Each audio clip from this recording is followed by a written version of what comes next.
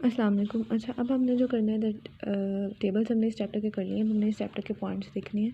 सबसे पहले इसमें ब्लिस्टिक्स आ जाते हैं, इंटीरियर ब्लिस्टिक्स, एक्सटीरियर ब्लिस्टिक्स और देन आ जाता है वाउंड कम्प्लेक्स ब्लिस्टिक्स। अब जो इंटीरियर ब्लिस्टिक्स होती हैं इसमें आ जाती हैं वो सारी फोर्सेस जो प्रोजेक्टाइल पे एक्ट करी हैं, जो प्रोजेक्टाइल बैरल में है, ठीक है। बैरल में प्रोपेलियन हो रही है प्रोजेक्टाइल की, तो उस पर जो फोर्सेस एक्ट करती हैं दैट इज़ कॉल्ड इंटीरियर ब्लिस्टिक्स, ठीक है। उसके अभी एग्जिट नहीं हुआ प्रोजेक्टाइल का। अच्छा, उसके बाद बैरल क्या होता है? बैरल वही जो बता रही है कि ट्यूब सी होती है ये वाली, ठीक है, इस तरह से, जिसमें से बुलेट ने गुजरना है, प्रोपल्जन होनी है बुलेट की, फिर उसके जो मुज़ल एंड है बैरल का, वहाँ से बुलेट ने बाहर निकल जाना है। तो बैरल के होते हैं दो एंड, एक ब्रिज एंड होता है, एक मुज़ल एंड होता है, और एक बैरल का बोर होता है, ठीक है, बोर। अब बोर जो होता है, अच्छा यहाँ पर देखो, जैसे ये बैरल है और ये अंदर जो है ये बैरल का बोर है, और ये बैरल का अगर हम देखें तो मुज़ल एंड है, ठीक है। उधर ब्रिज एंड होगा, यहाँ से निकलेगी बुलेट, इस बैरल के अंदर है जब तक बुलेट, तो जो उस पर फोर्सेस लग रही हैं उसे हम इंटीरियर ब्लिस्टिक्स कहेंगे। अब ये जो बोर है ये स्मूथ भी हो सकता है और राइफल्ड भी हो सकता है, ठीक है। जो स्मूथ होता है बोर वो फर्दर चोक्ड और अनचोक्ड भी हो सकता है। अब हमने देखना है कैटरिज क्या है। कैटरिज में हमारे पास मैनी पार्ट्स होते हैं। एक तो इसमें प्राइमर होता है, प्राइमर के बाद इसमें पाउडर चार्ज होता है, पाउडर चार्ज के बाद वेड होता है, और वेड के बाद प्रोजेक्टाइल होते हैं, ठीक है। ये फिट एक दूसरे के साथ हुए होते हैं। तो यानी कैटरिज में सबसे पीछे क्या है? प्राइमर है, प्राइमर के आगे क्या पड़ा हुआ है? पाउडर पड़ा हुआ है, ठीक है। फोकस नहीं हो रहा सही से। प्राइमर है, प्राइमर के आगे क्या पड़ा हुआ है? पाउडर पड़ा हुआ है, ठीक है। पाउडर से आगे क्या होता है? वेड होता है, और वेड से आगे क्या होती है? प्रोजेक्टाइल पड़ी होती है, गोली, बुलेट जिसने बाहर निकलना है, ठीक है। अब प्राइमर क्या चीज़ होती है? प्राइमर जो होता है ना हमारे पास, वो बना होता है मेटेलिक साल्ट का, लेड बेरियम में किसी और मेटेलिक साल्ट का बना होता है, बेस पे मौजूद होता है, और इसमें एबिलिटी होती है फायर की, ठीक है, एबिलिटी टू फायर। जब ट्रिगर दबाते हैं ना तो पिन जाके प्राइमर से अटैच होती है, और प्राइमर जो है वो इग्निशन करता है, प्राइमर जलना शुरू हो जाता है, ठीक है, क्योंकि इसमें एबिलिटी टू फायर है। जब प्राइमर जलना शुरू हो जाता है तो आगे की इसके आगे मैंने क्या बताया था, क्या पड़ा होता है? पाउडर पड़ा होता है, ये उसको फिर जलाता है। और पाउडर अब दो तरह का होता है, या तो ब्लैक पाउडर होता है या स्मोकलेस पाउडर। जो ब्लैक पाउडर होता है ना वो स्मोक प्रोड्यूस करता है। अब ब्लैक पाउडर में पोटाशियम नाइट्रेट का बना होता है या सल्फर चारकोल का, ठीक है, ऐसी चीज़ों का बना होता है। और जो स्मोकलेस पाउडर होता है वो नाइट्रोसेलुलोज और नाइट्रोग्लिसरीन का बना होता है, ठीक है। स्मोकलेस पाउडर स्मोक प्रोड्यूस नहीं करता, लेकिन ब्लैक पाउडर जो है वो स्मोक प्रोड्यूस करता है। उसके बाद पाउडर से आगे वैड पड़ा होता है। वैड जो है वो कोर्क का बना होता है या किसी और मटेरियल का बना होता है, और वैड जो है वो पार्टीशन होता है पाउडर के दरमियान और उस प्रोजेक्टाइल के दरमियान, ठीक है। और एंड पर हमारे पास क्या पड़ी होती है? प्रोजेक्टाइल होती है, ठीक है। तो प्राइमर, पाउडर जो ब्लैक लेस भी हो सकता है और ब्लैक हो सकता है या स्मोकलेस हो सकता है, उसके आगे वैड, और वैड से आगे क्या है? प्रोजेक्टाइल। अब आगे जो चीज़ हमने देखनी है दैट इज़, अच्छा, अब बुलेट हमारे पास निकल आई बाहर बैरल से, वो मुज़ल एंड से बाहर निकली है। अब जब वो बाहर निकली है तो एक्सटीरियर ब्लिस्टिक क्या है कि जो बाहर फोर्सेज हैं इन्वायरमेंट की वो रिस्पेक्ट करेंगे, जिसमें एयर रेजिस्टेंस है या ग्रेविटी की फोर्सेज हैं। तो अब बुलेट ट्रेजेक्ट्री क्या है कि जब बुलेट बाहर निकलती है ना, इन्वायरमेंट में आती है, तो उस पर ग्रेविटी एक्ट करती है, जिसकी वजह से ग्रेविटी की वजह से वो अर्थ की तरफ उसका पाथ ड्रा हो जाता है, मतलब ऐसे नीचे की तरफ ड्रा हो जाता है उसका पाथ। तो ये जो उसकी फ़्लाइट है बुलेट की, उसको हम कहते हैं बुलेट ट्रेजेक्ट्री, ठीक है।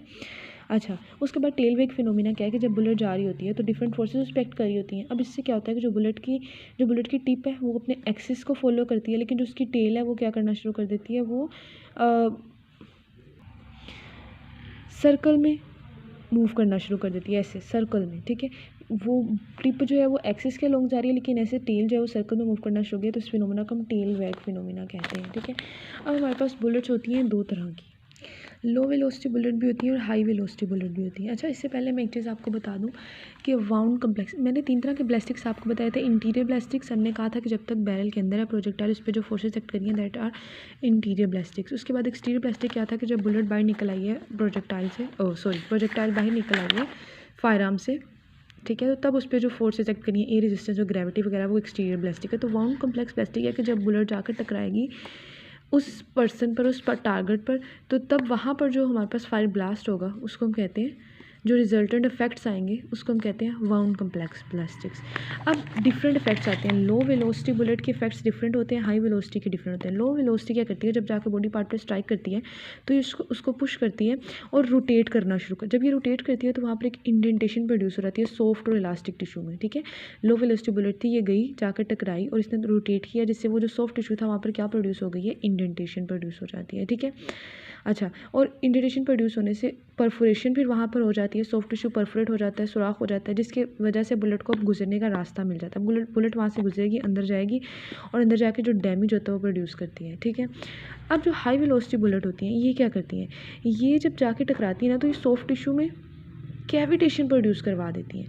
लो वेलोसिटी बुलेट गई थी, रोटेट किया था तो वहाँ पर इंडेंटेशन प्रोड्यूस कराई थी और परफोरेट कर दिया था, लेकिन हाई वेलोसिटी बुलेट जाके क्या कराती हैं, कैविटेशन प्रोड्यूस करा देती हैं, ठीक है। अच्छा, टिश्यूज़ को लेटरली पुश कर देती हैं, कैविटी प्रोड्यूस करा देती हैं और इसकी एनर्जी क्योंकि बहुत हाई होती है तो ये सराउंडिंग में भी डिसिपेट होती है एनर्जी, ठीक है, जिससे इंस्टेंट कैविटेशन हो जाती है। क्योंकि बहुत हाई एनर्जी है तो जब ये जाके टकराती है ना तो इसकी जो एनर्जी है वो लेटरली सेपरेट करती है, साइडों पे सेपरेट करती है, जिसकी वजह से कैविटेशन प्रोड्यूस हो जाती है। तो कैविटेशन वर्ड आपने याद रखना है। अच्छा, अब जाकर टारगेट पे जब प्रोजेक्टाइल ने हिट किया तो फायरआर्म बाउंड कम्प्लेक्स जो हमारे पास बनता है उसमें एक इंट्री बाउंड होता है, इंट्री बाउंड के बाद एक पूरी ट्रेजेक्ट्री होती है बुलेट की, उसके बाद हमारे पास एग्जिट बाउंड होता है, ठीक है, जहाँ से बुलेट बाहर निकलेगी। इंट्री और एग्जिट बाउंड के डिफरेंस मैंने आपको पढ़ाए थे लास्ट वीडियो में। अब हमारे पास सेंट्रल बाउंडिंग क्या होती है कि जो प्रोजेक्टाइल थी, जो बुलेट थी, जब वो जाके टकराई है तो उसके रिजल्ट में जो इंजरी प्रोड्यूस हुई है वो होती है सेंट्रल बाउंडिंग, ठीक है। अच्छा, एक तो प्रोजेक्टाइल की वजह से, उसके अलावा प्रोजेक्टाइल के साथ साथ जो फ्लेम बना था या जो हॉट गैसेस थी, जो वोड था, ये सब जो इंजरी प्रोड्यूस करता है उसको कहते हैं सेंट्रल बाउंडिंग।